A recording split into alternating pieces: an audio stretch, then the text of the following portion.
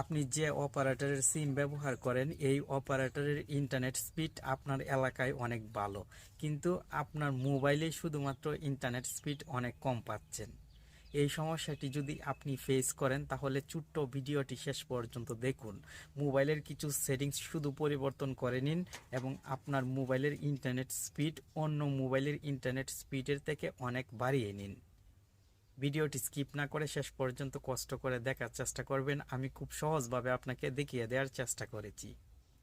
Taken Bangla চ্যানেলের আরও একটি নতুন ভিডিও আপনি দেখছেন, আর আমি আছি আপনার বন্ধু নাসিম। প্রতিদিন যদি নতুন নতুন বিষয় সম্পর্কে জানতে চান তাহলে আপনার এই প্রিয় টেকন বাংলা চ্যানেলের সাথেই থাকবেন। চলুন এখন মোবাইল স্ক্রিনে। আপনার প্রথম কাজ হচ্ছে যে সিম দিয়ে ইন্টারনেট ব্যবহার করবেন সেই সিমটি স্লট ওয়ানে রাখা। দুইটি সিম কিন্তু মোবাইলে ব্যবহার করা যায়। আপনি যদি 2 নাম্বার সিম দিয়ে ইন্টারনেট ব্যবহার করেন তাহলে ইন্টারনেট স্পিড তুলনামূলক কম পাবেন। ভালো স্পিড পেতে হলে প্রথম শর্তই হচ্ছে সিমটি 1 নাম্বার স্লটে ব্যবহার করতে হবে।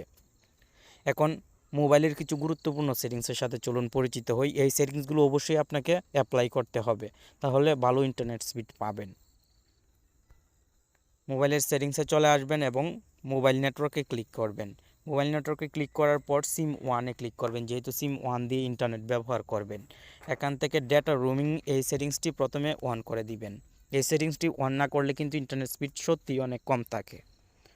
প্রিপেয়ার নেটওয়ার্ক টাইপে ক্লিক করবেন এবং এখান থেকে 4G 3G 2G O2 select করে দিবেন।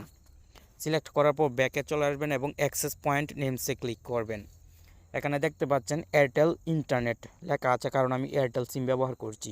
আপনি যদি গ্রামীণ সিম ব্যবহার করেন তাহলে এখানে জিপি ইন্টারনেট থাকবে। আপনি এই আই বাটনে ক্লিক করবেন। আই বাটনে ক্লিক করার পর এখানে দেখতে পাবেন এপিএনে ক্লিক করে আপনি উপরে যে লেখাটি আছে এই লেখাটি কপি করে এপিএনে পেস্ট করে দিবেন। এপিএনের ইন্টারনেট আমি ডিলিট করে দিব এবং উপরের লেখাটি পেস্ট করে দিলাম। এই কাজটি কমপ্লিট হওয়ার পর আপনি নিচের দিকে চলে আসবেন। এখানে অনেকগুলো অপশন দেখতে পাবেন। আপনি এপিএন প্রোটোকলে ক্লিক করবেন। নিচের যে অপশনটি আছে IPv4 এই অপশনটি সিলেক্ট করে দিবেন। সেমভাবে এপিএন রোমিং প্রোটোকলে ক্লিক করবেন এবং 3 নাম্বার অপশনটি সিলেক্ট করে দিবেন। এই কাজগুলো সম্পূর্ণ হওয়ার পর আপনি টিকমার্কে ক্লিক করবেন এবং সেভে ক্লিক করে দিবেন।